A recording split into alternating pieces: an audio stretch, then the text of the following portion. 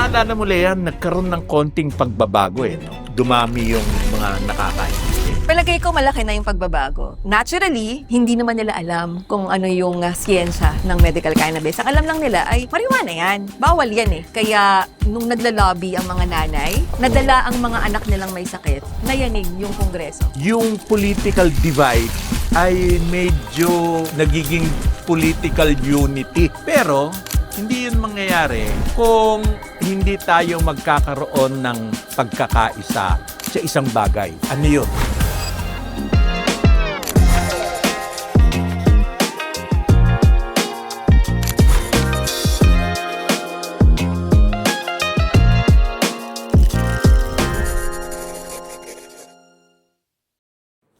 Kumusta mga kaibigan?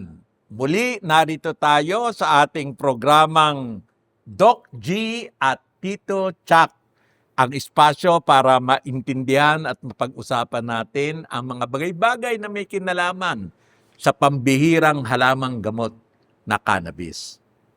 Wala ngayong araw na ito si Doc G, no? Dahil marami siyang inaasikaso kasi doktor eh.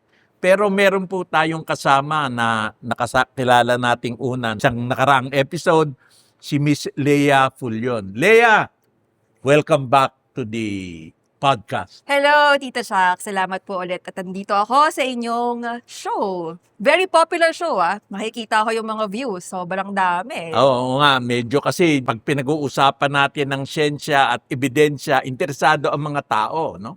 Pero nung araw na ito, ang pag-uusapan natin yung mas, ano man tawag natin, yung mga lapat sa lupang usapin, ano? Mga usapin na nakaharap namin, yung mga challenges ng advocacy mismo, no? Kaya para maisulong ang batas, ano na ba ang pinagdaanan natin, Lea? Naalala mo pa ba? Naku, napakarami na, Tita Shak. Tayo sa loob ng Kongreso at Senado, nandyan tayo. Nasa kalsada rin tayo. Marami na po tayong pinagdaanan at nakasama sa mahabang journey ng pagsulong ng medical cannabis sa Pilipinas. Oo. Ang isa sa pinakamalupit na nakakaharap nating issue ay yung umpisa na kulang ang kaalaman ng napakaraming mga taong involved. Mga doktor, mga legislator, at mga karaniwang tao. Naalala mo, Lea, nagkaroon ng konting pagbabago no? Yes po. Dumami yung mga nakakaintindi. Palagay ko malaki na yung pagbabago. Nung una po natin inintroduce itong medical cannabis sa Kamara, sa Kongreso, medyo nagulat sila. Kayo, gusto nyong gawing legal yung access sa cannabis, medyo kakaiba siya na experience for congressmen. Naturally, hindi naman nila alam kung ano yung siyensya ng medical cannabis. Ang alam lang nila ay marijuana yan. Bawal yan eh.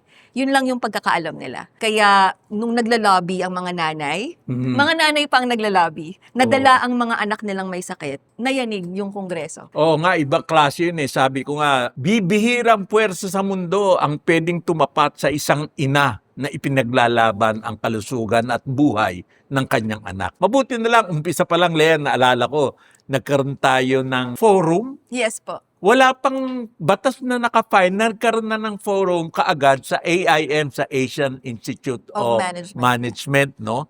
At natatandaan ko na merong isang prominenteng kaibigan natin, si Senator Rene Saguisag, yes, ang nanindigan para sa mga pasyente at para sa makabuluhang batas. Meron pang ibang mga sumuporta sa atin, di ba? Si Yes po. dating Senator Serge Osmeña, no? Opo. Ay tumulong din sa atin. Yun na napansin ko. Ano ba ibang mga pagbabagong nangyari? Sabi niyo nga po wala kasing pader at walang bawal sa nanay na naghahanap ng lunas sa sakit ng anak. Walang bawal. Lahat kailangan natin gawan ng paraan. Siguro yung fire na yan ay nakapagdulot ng pagbabago ng pag-iisip ng mga legislators. Dininig nila ang mga panawagan ng mga nanay at doon nagsimula siguro yung pagkatuto ng Pilipinas sa benefits of the medical cannabis at bakit kailangang magkaroon ng legal na access yung mga tao. Yung mga laging nakasama po natin ng mga prominenteng mga tao, mga abogado, nakatulong yan sa pag-amplify po ng boses ng mga pasyente at ng kanilang mga magulang na dapat talaga po ay hindi gawing illegal ang paggamit ng cannabis para sa mga sakit. Malaki na itutulong sa atin ng ilan sa mga miyembro ng Haraya, no? Yes. Kagaya ni Attorney Evelyn Ursua? Evelyn Ging Ursua, Yes. si Attorney Rowie Daroy Morales, at doon naman po sa isa pang organisasyon, yung Masikhay, ay meron po tayong mga siyentipiko, at mga iba pa nating kasamahan doon tulad ni dating Secretary of Health na si Jaime Galvestan, at saka yung ating professor sa toxicology at saka pharmacology, si Dr. Romy Quijano, sapat para ang ating mga paninindigan at ang ating mga posisyon ay nakabase sa siyensya Tama po at kayo. nakabase sa medisina. No? Yes po. Kaya una tong pumasa nung 2019 at kamakailan 2024 pumasa rin sa lower house. Yes. Naalala mo ba kung ano naging boto dun? Alam mo, Tito Chuck, effective yung naging pamamaraan natin eh. Kasi nung bumoto na ang mababang camera, 177 ang bumoto ng yes. Siyam lang ang nag-no at siyam ang nag-abstain. So napakalaking bagay nun. Napakalaki, no? That At- is all of the house ay talagang sinuportahan yung Oo, medical cannabis. practically yung Practically mga everybody. kumontra, isang patak lang sila. Isang patak. Pero merong kakatwa doon, no? 2019 pumasa. Yes. Nagkakagulo. Bagong pasok si President Rodrigo Duterte, merong drug war, pero lumusot. Kakaiba talagang experience na yan, Tito Chuck, kasi nasa kalagitnaan tayo ng pinakamabangis na drug war na hinarap ng Pilipinas. Napakarami ng namatay sa drug war ng panahon na yan. Pero nung tinalakay ito, walang lines between the pro-Duterte team and the non-Duterte congressmen. Pumasa pa rin siya. So nagkaisa yung Yun ang Congress. nahalata ko ngayon. Tulad nung nakaraang 2024, parang pagdating sa usapin na ito, yung political divide ay medyo nagiging political unity. Siguro dahil napakalakas na nung panawagan ng ating mga pasyente, nung ating mga magulang, nung ating mga kababayan na naghahanap ng lunas sa kanilang karamdaman. Hindi naman bingi ang ating mga legislator, hindi naman bingi yung ating mga senador, at hindi bingi yung ating mga kongresista. Pero may mga ilang bingi pa rin sa totoo lang. Pasensya na po kayo ha. Dangerous Drugs Board, mga kaibigan natin dyan. Ayusin nyo na po. Huwag nyo na po kaming hintayin magpetisyon ulit. Alam nyo naman po na binago na ng United Nations ang kategorya ng cannabis. Inalis na nila doon sa pinakadelikadong kategorya. Ang sabi niya, ang cannabis ay limitado sa gamit medikal at siyentipiko. Pero sa atin, hindi pa rin ganon. Yes. Baka pwede nyo na pong ilipat sa Schedule 3 o kaya Schedule 4 tulad ng ginawa nyo sa CBD. Dangerous Drugs Board, magkaibigan po tayo, pero ipinaglalaban po namin ay ang interes at ang kapakanan ng ating mga pasyente. Medyo mahirap labanan yun, Lea. Yes po. Ano pa pwedeng gawin ng mga mamamayan para magkatuloy-tuluyan na ito? Alam nyo, ang isa talagang challenge, katulad nating mga advocates, siguro kakaiba tayo kasi tayo siguro ang lobbyists na walang pondo. Nako, mabuti na banggit mo yan. Nagkaroon po yata ng kakaibang pag-iisip sa lower house at sa Senado na kami pong mga advocate ay merong pondo, na merong malaking negosyo, na naglalabas ng limpak-limpak na salapi. Mantakin nyo mula 2014 hanggang ngayon, ginagawa namin to. Itong ating podcast. Saan po nanggagaling ang pondo na to? Galing po sa bulsa yan, patak-patakan. Merong ilang may kaya ng konti, naglabas. Wala po kaming sweldo lahat dito. Lahat po ito ay para sa pagmamahal sa ating bayan. At lahat ito ginagawa natin sa pag-asa na sa ganitong okasyon ay magkakaroon tayo ng pagkakaisa. Ano yung pagkakaisang una? Matuto. Edukasyon. Kasi hindi madali ang maglabi.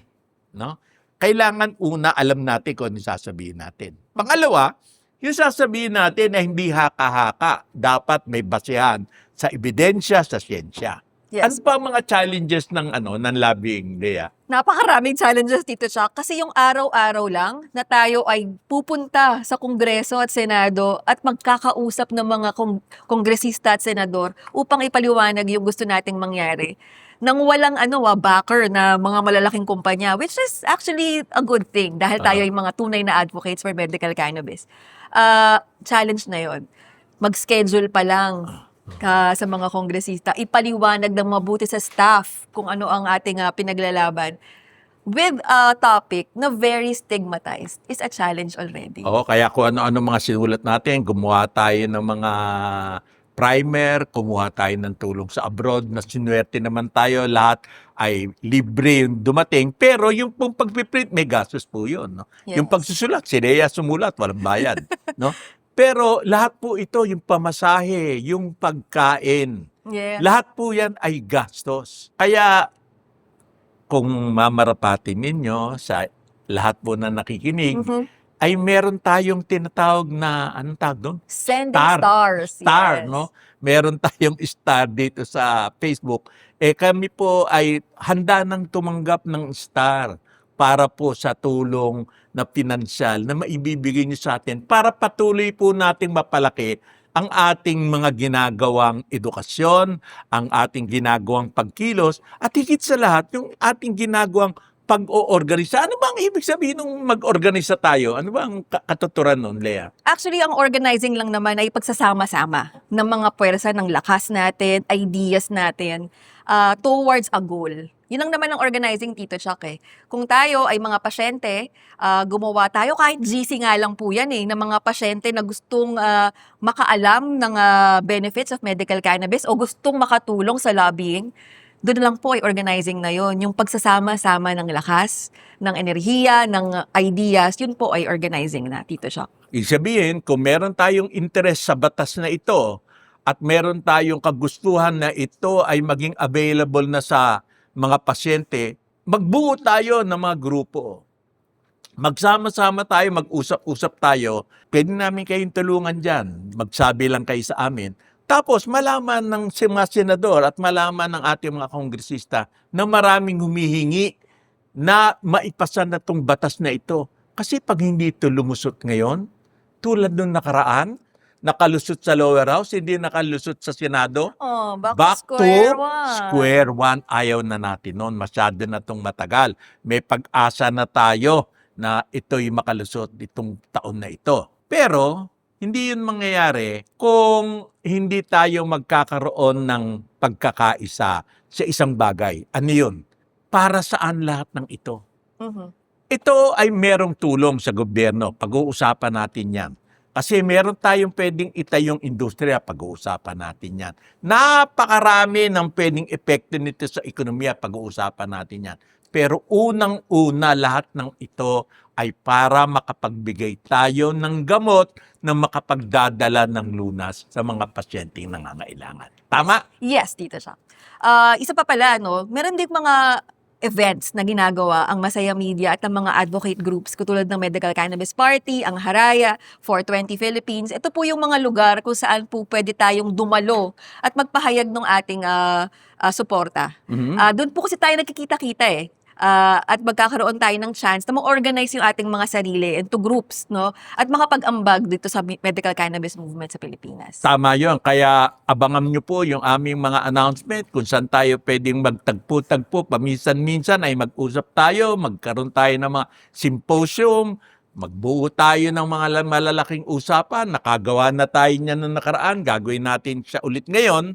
Kaya lang, gusto rin naming malaman, sino-sino ba talaga ang mga sumusuporta sa ating podcast? Pwede bang makiusap ako sa inyo? Banggitin nyo lang sa ating comment section kung nasaan kayo ngayon at anong oras din sa inyo. Para malaman namin kung magandang gabi o magandang umaga o magandang hapon na pagbati namin sa inyo. Dahil ang alam ko, ano na tayo meron tayong international Meron po sa ibang bansa. exposure, no? Yes. Pero karamihan ay naririto sa Pilipinas, no? Kaya marami po tayong pwedeng gawin para matiyak natin na sa kongresong ito ay pumasa na ang batas, no? Lea, ano mga posibleng gawin ng ating mga kababayan?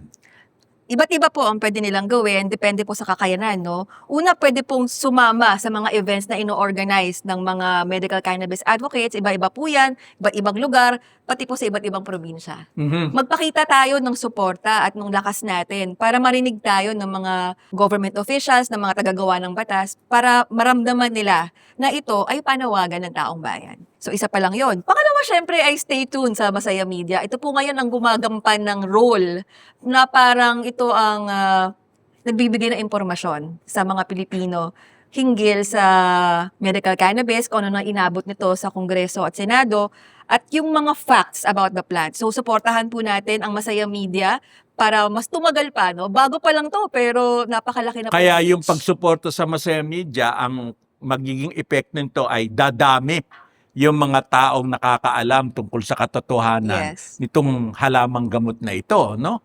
Kaya panahon na po ng social media ngayon, no? Dito na po talaga ang ruta. Ito na ang daanan ng ating komunikasyon. Kaya malaking bagay ba, Lea, kung dumiretso sila ng pag-contact sa mga senador? Malaking bagay po yan. Kasi tulungan niyo po kami magkaroon ng champion in the Senate, no? Kailangan po natin ng isang senador na titindig para sa panukalang batas ng medical cannabis sa Senado. Kasi po yun na lang ang kulang. Kung sa Kongreso po ay nakakalusot tayo, sa Senado po ay nahihirapan pa tayong makalusot. Pwede niyo pong kontakin ang inyong mga senador, katulad po ni Riza Hontiveros, ni Senator Bam Aquino, ni Senator Kiko Pangilinan. Itag niyo po sila sa comment section para makita po nila ang podcast na ito, makita nila ang panawagan natin. At yung dati pong nagdala ng panukalang batas sa Senado, si Senator Robin Padilla, kontakin din niyo po siya at sabihin ninyo na sinusuportahan natin yung kanyang panukalang batas. Sapagkat anuman niyang panukalang batas na yan, yung Advocates Bill, yan ay magkakaroon pa ng diskusyon sa Senado at ipinaglalaban natin yan na ang lulusot na panukalang batas ay yung pabor para sa mga pasyente. Tama. So marami pa tayong pwedeng gawin, pero sa ngayon, siguro ang importante ay makilala na ang boses ng mamamayan ay ang boses ng lumikha. Tama The po. voice of the people is the voice of God. Siguro naman pakikinggan tayo. Sa nangyayari ngayon sa Senado, marami pang pwedeng mangyari sa ating buhay sa politika.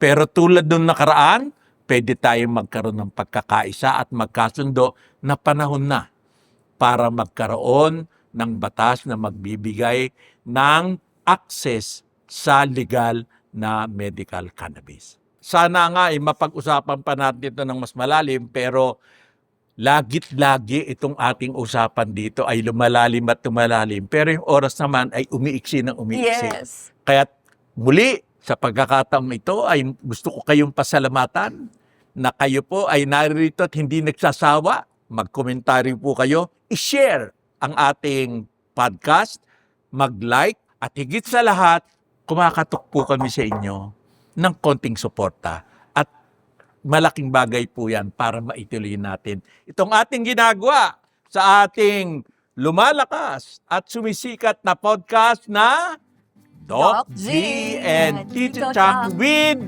Lea Pulyon.